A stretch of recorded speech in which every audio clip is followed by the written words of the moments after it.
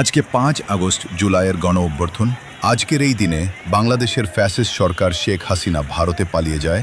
দেখতে পাচ্ছেন আপনারা বগুড়া জেলা শেরপুর উপজেলা শাখা ইসলামী আন্দোলনের পক্ষ থেকে ইসলামী আন্দোলনের অফিসের সামনে থেকে আসরের নামাজের পর 5 আগস্টে উপলক্ষে আশগণ অবর্তন র্যালি বের করে ইসলামী আন্দোলনের নেতাকর্মীরা র্যালিতে অংশগ্রহণ করেন।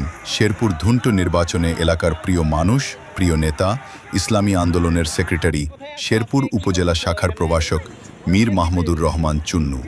উপস্থিত ছিলেন আরও অনেক নেতাকর্মীরা। হাজার হাজার মুজাহিদ র্যালিতে অংশগ্রহণ করেন এবং মিছিল শেষে নেতাকর্মীরা বক্তব্য পেশ করেন।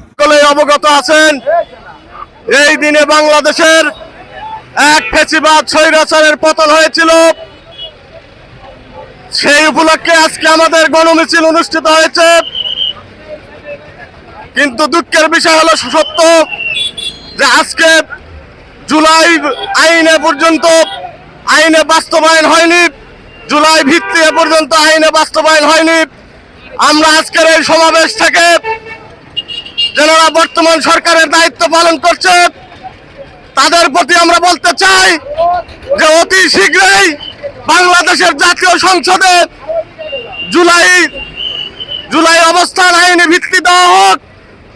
এ পর্যায়ে আপনাদের সামনে সংক্ষিপ্ত বক্তব্য রাখবেন ইসলামী আন্দোলন বাংলাদেশ শেরপুর ধুনুটের গণমানুষের নেতা, ইসলামী আন্দোলন বাংলাদেশ শেরপুর উপজেলা শাখার সংগ্রামী সাধারণ সম্পাদক প্রভাষক মীর মাহমুদুর রহমান চুন্নু ভাইকে বক্তব্য রাখার জন্য অনুরোধ করছি। আসসালামু আলাইকুম ওয়া রাহমাতুল্লাহি ওয়া বারাকাতুহু।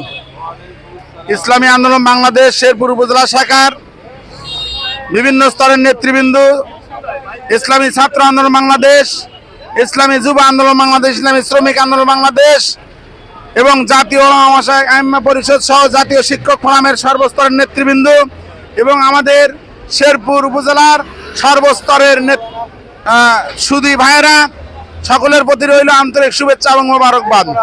আপনারা জানেন আজ সেই 24-এর গণ অভ্যুত্থানের 5ই আগস্ট অর্থাৎ 36শে জুলাই মানে 24 সালের 5ই আগস্ট।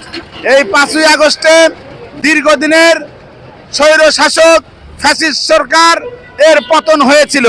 কারণ বৈষম্য বিরোধী ছাত্র আন্দোলন তাদের দীর্ঘ 36 দিনের আন্দোলনের ফলাফলে সর্বস্তরের কৃষক, শ্রমিক, মেহনতি মানুষ বাংলার রাজপথে ঝাঁপিয়ে পড়েছিল।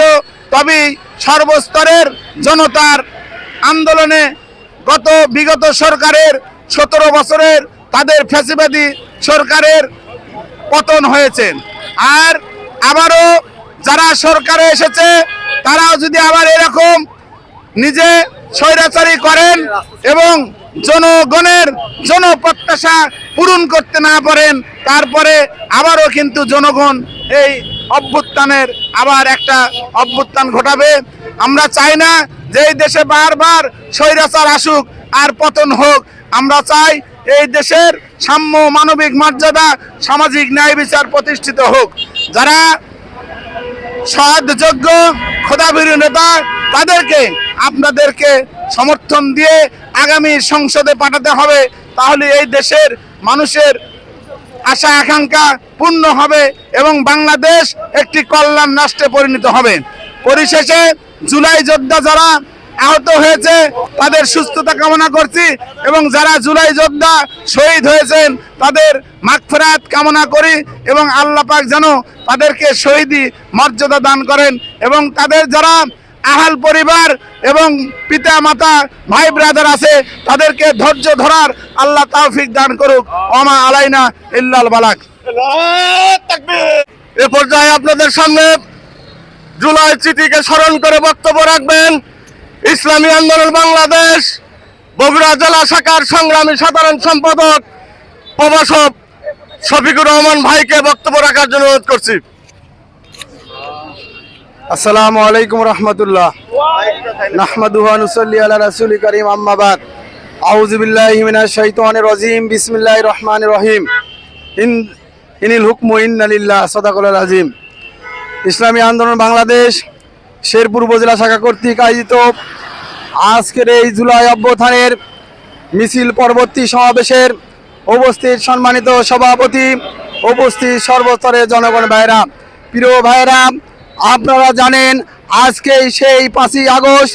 আজ থেকে 2 বছর আগে এই 5ই আগস্ট স্বৈরাচার খুনি হাসিনা দেশ থেকে পলায়ন করতে বাধ্য হয়েছিল। তার পিছনে মূলত যে কারণ ছিল, এই স্বৈরাচার খুনি হাসিনা এই বাংলাদেশটাকে তার বাবা দেশ মনে করেছিল। প্রিয় ভাইরা আমার, আপনারা জানেন ইতিমধ্যেই 2 বছর পার হয়েছে।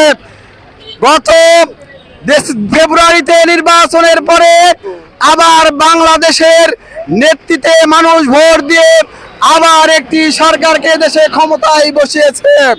প্রিয় ভাইয়েরা আমার, একই দিনে 2টা ভোট হয়েছিল।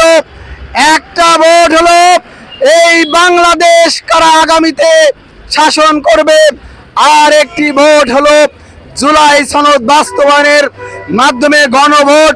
কিন্তু বাংলাদেশের মানুষ এই গণভোটে প্রায় 70% লোক জুলাই সনদ বাস্তবায়নের পক্ষে ভোট দিয়ে জয়যুক্ত করেছে। অথচ আমরা কি দেখতে পেলাম, ক্ষমতায় যাওয়ার পরে আবারও এই জুলাই সনদ বাস্তবায়ন না করে ওই স্বৈরাচার খুনি হাসিনার মতো আবারও রাষ্ট্র পরিচালনা করছে।